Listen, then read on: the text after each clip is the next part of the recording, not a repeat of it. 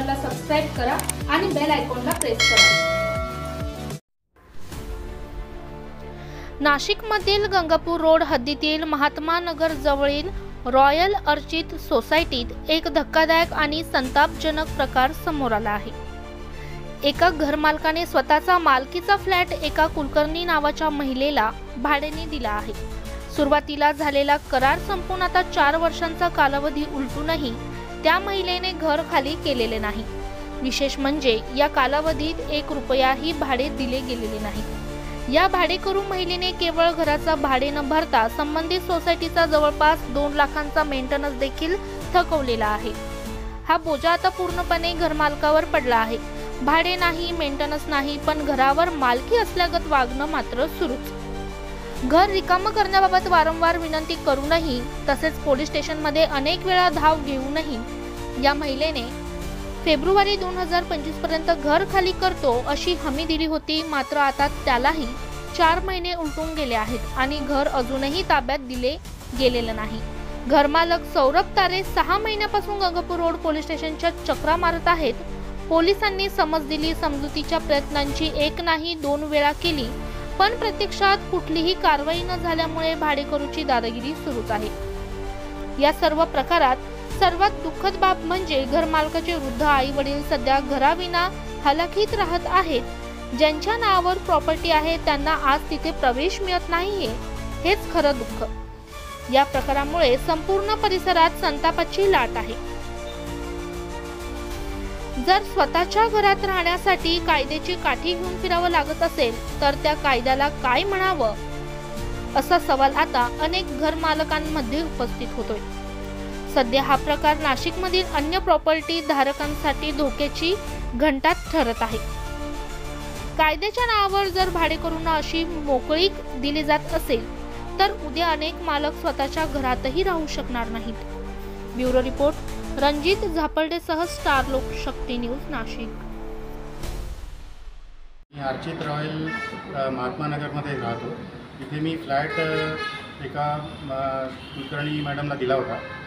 2013ला दिला होता। 2017ला अग्रीमेंट संपलं। त्याच्यानंतर आम्ही त्यांना मुदत दिली की घर सोडा म्हणून।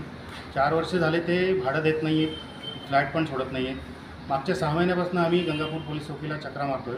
तिथे जाऊन आम्ही अर्ज केला, त्या बाईंना पण बोलवलं। त्या बाई तिथे आल्या, त्यांनी लिहून दिलेलं लेखी स्वरूपाची त्यांची हे आहे, नोंद आहे तिथे की आम्ही फेब्रुवारीमध्ये फ्लॅट सोडणार म्हणून। आता त्याच्यानंतरसुद्धा आम्ही त्यांना वेळ दिला की तुम्ही फ्लॅट बघून तुम्ही रिक्सर तुमचं सामान घेऊन जा। त्याच्यानंतरसुद्धा त्यांनी सोडून गेले नाही। आता मी माझा जॉब राजस्थानमध्ये असल्यामुळे तिथनं मी सुट्टी घेऊन 8 दिवस आलेलो इथे आणि त्यानंतरसुद्धा आता मग ती बाई म्हणते की मला 30 तारखेपर्यंत मुदत द्या, 30 जूनपर्यंत। आता 30 जूनपर्यंत जर का मी थांबलो तर माझा जॉब जाईल। तर माझी फक्त एवढीच विनंती की त्या बाईने कॉपरेट करावं आणि त्या बाईने निमूटपणे निघून जावं। किती तारखेपासून तुमचं ॲग्रीमेंट होतं?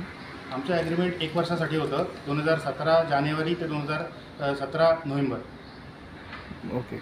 आणि ते किती तारखेपासून राहत आहे तुमच्या फ्लॅटमध्ये? कधीपासून राहत आहे? 2013 पासून राहत आहे। आता किती तारखेचं भाडं दिलं नाही त्यांनी? किती दिवसाचं? 4 वर्षापर्यंतचं भाडं दिलेलं नाही तुम्ही आणि सोसायटीचा मेंटेनन्स पण दिलेला नाही। आता सोसायटीचे चेअरमनचं असं म्हणणं आहे की तुम्ही जर का मेंटेनन्स दिला नाही तर तुमच्यावरती कारवाई करू आम्ही आणि तुम्ही बेकायदेशीर लोकांना इथे राहू देता, त्याच्यामुळे आम्हाला तुमच्यावरती कारवाई करावी लागेल। पोलिसांना तुम्ही कंप्लेंट केली होती का? पोलिसांना कंप्लेंट केलेली, त्यांना अर्ज पण दिलेले आहेत। त्यांना सांगितलं की ही बाई बेकायदेशीरपणे राहते आहे आणि त्यांनी आम्हाला कॉपरेट करून त्यांनी घर सोडावं। ओके। पोलिस काय बोलले त्यांना? पोलिसांनी पण त्यांना मुदत दिली किंवा तुम्ही फेब्रुवारी एंडपर्यंत घर सोडा, त्यानंतर तिने सोडलं नाही। आता त्यांचं काय म्हणणं आहे? आता त्यांचं म्हणणं आहे की 30 जूनपर्यंत मला मुदत द्यावी। माझा कुठला तरी करार आहे, तो झाल्यानंतर मी तुम्हाला सगळे पैसे आणि हे घर सोडून जाणार। आता तुम्ही त्यांच्या घरी गेले होते तर त्यांचं काय रिॲक्शन काय त्यांचं? त्यांची रिॲक्शन त्या एकदम पॅनिक झाल्या होत्या आणि ते म्हणाले की तुम्ही असं सामान कसं टाकू शकता आणि हे आम्ही राहतं घर आहे। आम्ही म्हटलं राहतं घर आहे, तुम्हाला व्यवस्थित मुदत दिलेली आणि आता माझे वृद्ध आईवडिलांना आता कुठेही सहारा नाही, आता ते इथे येऊन राहणार आहे। तर तिने घर सोडून जावं हीच अपेक्षा आहे। मी पोलीस चौकीला जाऊन चक्रा मारल्या, त्यांच्याकडनं मला मदत मिळाली नाही। आता शेवटी मला एकच पर्याय राहिला की माझं सामान येऊन टाकणे आणि मी इथे स्वतः राहणे, नाहीतर मी माझ्या जीवाचं काहीतरी बरं वाईट करेल। नमस्कार, मी दीपक ठाकरे आणि मी अर्चित रॉयल सोसायटीमध्ये चेअरमन आहे आणि आमच्या बिल्डिंगमध्ये